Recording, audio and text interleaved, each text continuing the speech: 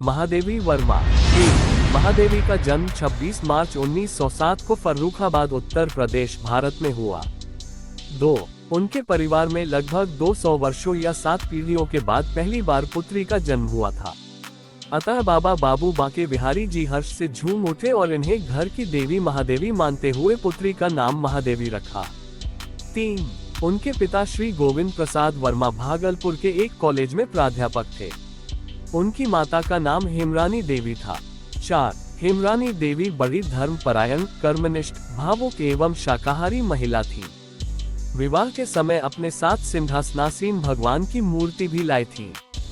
5. वे प्रतिदिन कई घंटे पूजा पाठ तथा रामायण, गीता एवं विनय पत्रिका का पारायण करती थी और संगीत में भी उनकी अत्यधिक रुचि थी। 6.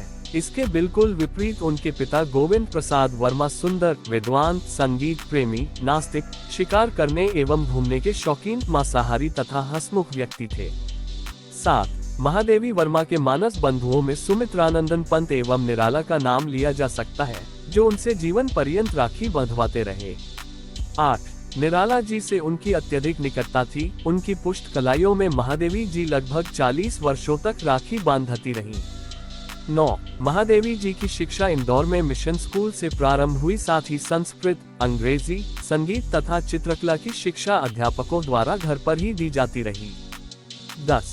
बीच में विवाह जैसी बाधा पड़ जाने के कारण कुछ दिन शिक्षा स्थगित रही। 11. विवाहोपरांत महादेवी जी ने 1919 में क्रास्टवेट कॉलेज इलाहाबाद में प्रवेश लिया और कॉलेज के छात्रावास में रहने लगी। 12. वर्ष 1921 में महादेवी जी ने 8वीं कक्षा में प्रांत भर में प्रथम स्थान प्राप्त किया। यहीं पर उन्होंने अपने काव्य जीवन की शुरुआत की।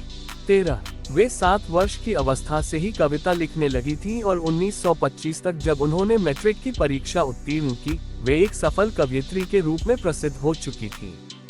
14. विभिन्न पत्र पत्रिकाओं में आपकी कविताओं का प्रकाशन होने लगा था। कॉलेज में सुभद्रा कुमारी चौहान के साथ उनकी घनिष्ठ मित्रता हो गई। 15. सुभद्रा कुमारी चौहान महादेवी जी का हाथ पकड़कर सखियों के बीच में ले जाती और कहती, सुनो, ये कविता भी लिखती हैं। 16. वर्ष 1932 में जब उन्होंने इलाहाबाद विश्वविद्यालय से संस्कृत में MA पास किया, तब तक उनके 2 कविता संग्रह निहार तथा रश्मि प्रकाशित हो चुके थे। हमारी वीडियो आपको अच्छी लगे तो लाइक, शेयर और चैनल को सब्सक्राइब करें। इसी तरह के और रोचक कहानियां, किस्सों और जानकारी